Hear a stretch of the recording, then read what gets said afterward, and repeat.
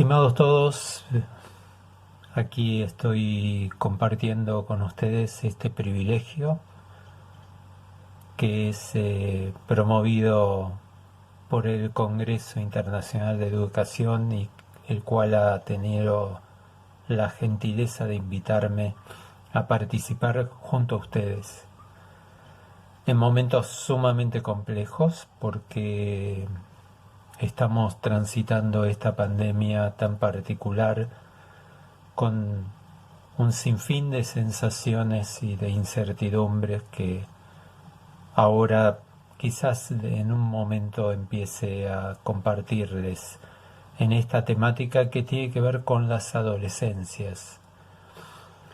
Y el título está específicamente en plural, puesto que ya no podemos hablar de una adolescencia, sino de que cada particular momento del individuo, con sus diferencias, transitan este periodo de la vida, donde múltiples desafíos nos embarcan.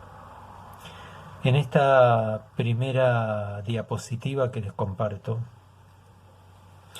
estamos viendo lo que hoy atañe a nuestra vida, ¿sí? El sinfín de virtualidad que tenemos que acudir y que por medio de reuniones virtuales, por medio de comunicaciones virtuales, tratamos de mantener la sociabilización y la transmisión en nuestra vida. En la siguiente diapositiva lo que les muestro un poco humorísticamente quizás son todos los elementos que se ponen en juego en nuestra vida. Si pueden observar de la variedad de imágenes desde el estar en crisis en este momento, en el encontrarse en soledad, los chicos encerrados, desde el tema de la alimentación y donde las múltiples bromas aparecen en relación al aumento de peso y a la posibilidad de estar consumiendo 24 horas, desde la imagen contraria, que es buscar estrategias para el cuidado del cuerpo y es a través de ejercitación o de la meditación. El homeworking, lo que tiene que ver con el trabajo que invadió nuestra privacidad en la casa, lo que ocurre en las noches, en nuestras noches, que muchas veces quedamos desvelados y a veces cuesta conciliar el sueño de manera plácida. Y la desesperación, puesto que en la desesperación de la conjugación de la familia hace a que tengamos que ir investigando cómo compartir y cómo lograr esa paz que tanto anhelamos. En esta diapositiva siguiente solamente quise compartirles uno de los tantos trabajos de investigación actual en relación a la adolescencia y el COVID-19. Y en particular quería resaltarles el porcentaje que tiene que ver con lo que es la forma de comunicarse nuestros adolescentes en relación a la casa y a la familia. Y vemos en esta tabla que tienen ahí ustedes proyectada cómo va variando el porcentual de comunicación con diferentes miembros o bien con la necesidad de estar a solas en un ambiente que quizás no es el más confortable. Mucho depende del hábitat, del barrio, de la calidad de vida que lleva cada familia. Así como puede haber multifamilia, también puede estar la persona en soledad y aún en un monoambiente sentir asfixia y soledad plena. La diapositiva que les paso ahora trata también de reflejar lo que es nuestra actualidad en esta situación tan particular, porque hace a que nuestras incertidumbres aumentan considerablemente. Y lo he dividido arbitrariamente en tres sectores. El primero tiene que ver con la casa misma, como yo les decía, la convivencia de 24/7, es decir, todos días, los 7 días, y no es vacacional. Esto se torna a veces sumamente complejo, incluso cuando los chicos tienen tareas o clases, al igual que el padre o la madre están trabajando en su propio hogar, no solamente por las tecnologías, sino por el propio espacio. Ese ambiente compartido hace a la diferencia y hace a la complejidad de estos momentos de acuerdo al nivel socioeconómico que cada familia tenga. El manejo del tiempo es uno de los elementos muy particulares, al igual que el tema de los hábitos, porque por esta situación de tener que estar en un lugar de hábitat fijo y no poder circular por las calles, hace que muchas veces uno se envicie quedándose en pijama, cambiando la rutina, los horarios, hasta olvidándose de darse una ducha. Y todo esto, por supuesto, va en decremento de la salud, tanto física como por sobre todo mental. Estamos viendo en la actualidad un sinfín de casos donde las alteraciones emocionales van creciendo considerablemente por esta extensión de días de lo que llamaríamos el encierro, que es protector, por supuesto, pero que trae sus consecuencias. Y vuelvo a insistir en el tema de los hábitos, que a veces por comodidad aparente uno termina tergiversándolos y haciendo que el día y la noche sean indistintos. Dentro del campo anímico yo les contaba que las emociones fluctuantes son habituales. Hoy es común que estemos levantándonos por ahí enojados, después estemos alegres, después preocupados, después temerosos, después volvamos a estar apagados. Estas fluctuaciones anímicas son adecuadas a las circunstancias y esto hace a la dificultad de poder diferenciar al momento necesario de un diagnóstico acerca de lo que nos está pasando. Lo vulnerable y la incertidumbre son ítems fundamentales que se nos ponen en juego y que muchas veces traen malestares, enojos, distancias, silencios, que nos promueven un montón de situaciones diversas que hacen a la dificultad de la convivencia. Y por último, por supuesto, todo lo social y lo familiar, que en este caso nosotros tenemos como elemento fundamental para poder pensar juntos. En este aspecto, lo que vamos a compartir es esta producción de ver cómo las situaciones que estamos atravesando, por supuesto, también inciden en nuestros adolescentes. Ahora, la incertidumbre es el principal elemento que tenemos en nuestra vida, es una de las sensaciones más complejas. Y la pregunta es cómo enfrentar todo esto. Quisiera primero empezar diciéndoles lo que tiene que ver con el ser humano, lo que refiere a una integración del cuerpo, de la psiquis, de lo espiritual, de la palabra como medio de comunicación y la necesidad de interactuar con el medio. Todo esto que tenemos en consideración es simplemente para entender que cuando hablamos de las fragilidades y de los pensamientos, estamos hablando de una integración.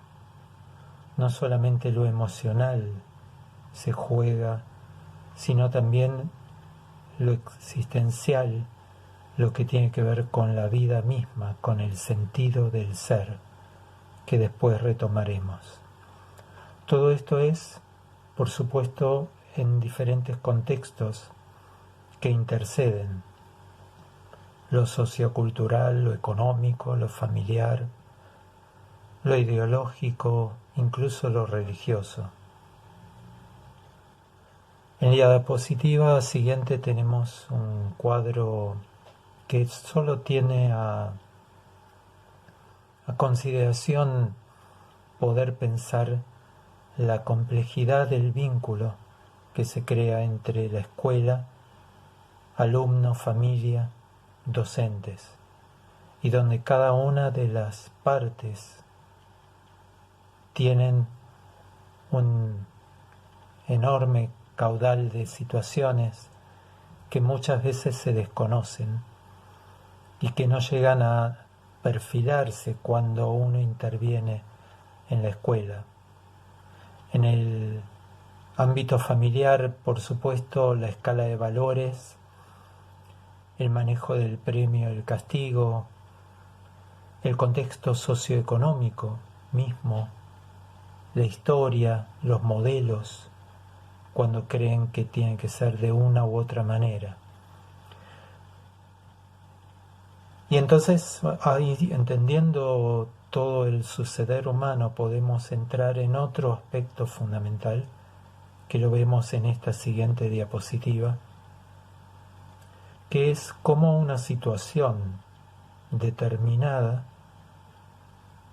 influye en nuestros pensamientos y estos a la vez crean emociones y sensaciones particulares. Cada situación, cuando sucede algo, uno la interpreta, le da un sentido. Esa interpretación es subjetiva, depende de la personalidad, de las experiencias anteriores, de la influencia del entorno. Generan pensamientos que incluso a la vez siguen generando otros, y esos van despertando las emociones más intensas o las sensaciones, que a veces pueden ser placenteras o displacenteras. ¿Por qué es importante saber esto? Porque una de las preguntas que siempre se hacen es, bueno, ¿qué está primero, la emoción o el pensamiento? Cuando yo estoy triste, ¿la tristeza es por la situación, es por el pensamiento, es por la tristeza misma? Sepamos que interpretamos la realidad subjetivamente y que de acuerdo a todos estos factores es como se va construyendo este mundo de emociones que vamos transitando juntos. En la siguiente diapositiva vemos un conglomerado de emociones en diferentes colores. Todas ellas son parte de nuestro ser, de acuerdo a la forma de ser y al momento en el cual estemos habitando. Predominan unas por sobre otras. En estos tiempos de pandemia, por supuesto, hay determinadas emociones que por ahí antes no estaban y ahora están con más intensidad. El miedo, aquella emoción primaria que si bien nos cuida porque tiene una localización cerebral importante, y es un factor que nos ayuda a distinguir entre el peligro y la libertad. A veces se exacerba y nos traen consecuencias complejas. La diapositiva que ven es en relación al centro de las emociones. Esto es simplemente como para poder graficar y poder visualizar bien que las emociones no son solamente psicológicas, sino que tienen un fundamento neurofuncional. Tienen localización cerebral, tienen sustancias que elevan o disminuyen. Seguramente habrán escuchado de la serotonina, de la dopamina, de lo que tiene que ver con factores que son neurotransmisores en verdad, y que esos hacen a determinados cuadros, incluso en cuadros más complejos donde requiere una medicación determinada para poder estabilizarlos. Pero entender el centro de las emociones a nivel cerebral me permite también entender por qué el estrés, por qué los miedos exacerbados, por qué la tristeza profunda, por qué la exaltación, por qué los momentos que disfrutamos. En las siguientes diapositivas les mostraré quizás como un pequeño elemento para pensar acerca de cómo entender al adolescente. Lo primero que se nos presenta es por qué deberíamos entenderlo, por qué no nos ayuda a entenderlo. Y la verdad es que dentro de esta ayuda que nos viene y que nos surge, tenemos también contradicciones en relación a cuál es la necesidad que tiene el adolescente y cuál es la nuestra.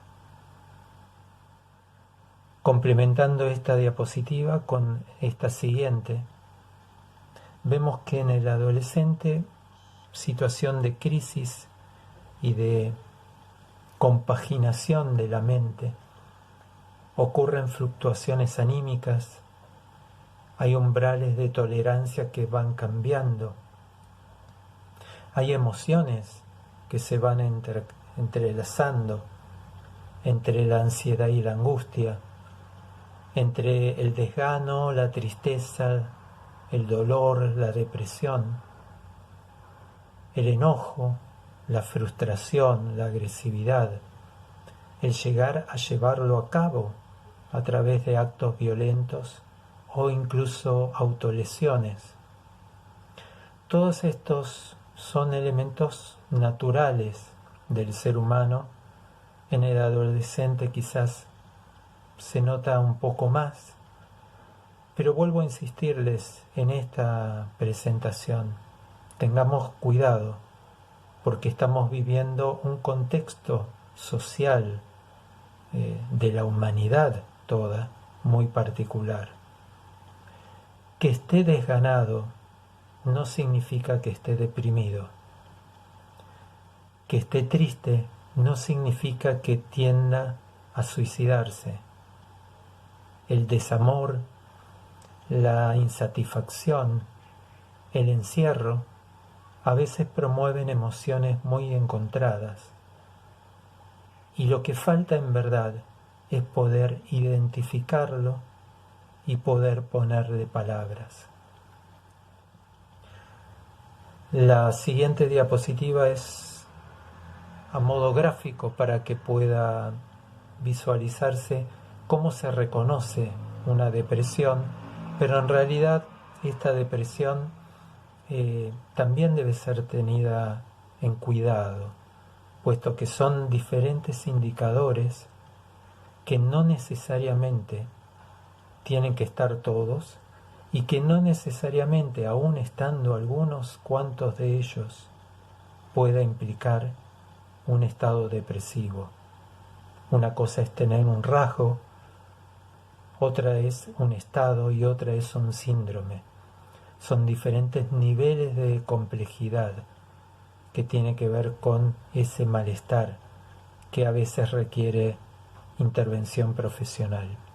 Todas estas observaciones que estoy haciendo muy brevemente tienen que ver con estados emocionales, tienen que ver con situaciones que se interpretan de una determinada forma, tienen que ver con los contextos en los cuales el adolescente esté. No olvidemos que el sentido del ser es la columna vertebral. Cuando empiezan a reclamar qué sentido tiene mi vida, para qué existo, por qué me trajiste al mundo, son preguntas existenciales que en verdad todo ser humano se hace en algún momento de la vida, pero son aquellas que necesitan una guía para poder encontrar ese sentido que se está buscando. En este sentido, redundantemente, Viktor Frankl decía en la diapositiva que ustedes pueden ver: el sentido de la vida difiere de un hombre a otro, de un día para el otro, de una hora a otra hora. Así pues, lo que importa no es el sentido de la vida en términos general, sino el significado concreto de la vida de cada individuo que se da en un momento dado. Esto es lo que uno construye permanentemente y lo que uno busca, que es el objetivo de la vida que debe formatear en cada momento de su estadio. Algunas observaciones, todo que tiene que ver con las redes sociales, que insisto hoy están dificultadas en su cuestionamiento, ya que vivimos conectados virtualmente como único medio casi de convivencia con los nuestros. El poder fortalecernos encontrándonos en la virtualidad y también el poder encontrarnos en nuestras rutinas, porque las rutinas y nuestra forma de darle a los tiempos un sentido nos ayudan a atravesarlo. Entonces poder concientizar lo que es realidad y fantasía o mi construcción interpretativa, lo que es el marco de confianza que necesito y lo que hace a lo que yo busco y deseo son parte de mi existir. Siguiendo en las diapositivas, algunos tips por ahí personales para poder pensar.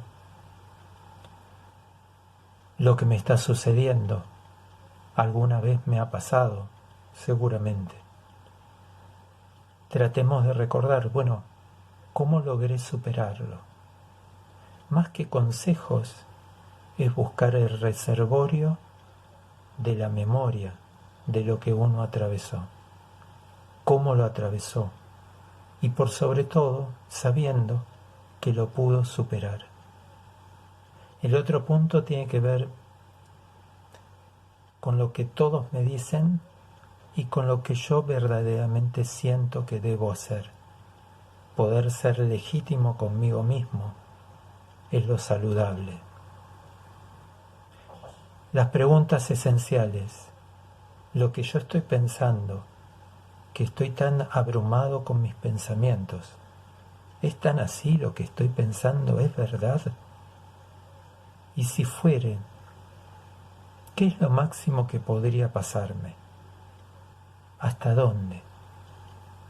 A veces me asusto en demasía, no quedándome en mi soledad, pero la soledad entendida como el vacío, el no respuesta, el quedar paralizado y el no buscar una solución. Termino con esta frase: toda crisis tiene tres cosas: una solución, una fecha de caducidad, una enseñanza para tu vida. Esto también pasará. Seguramente tendremos mucho para seguir hablando, mucho para seguir aprendiendo y sobre todo construyendo en nuestra vida. Muchas gracias.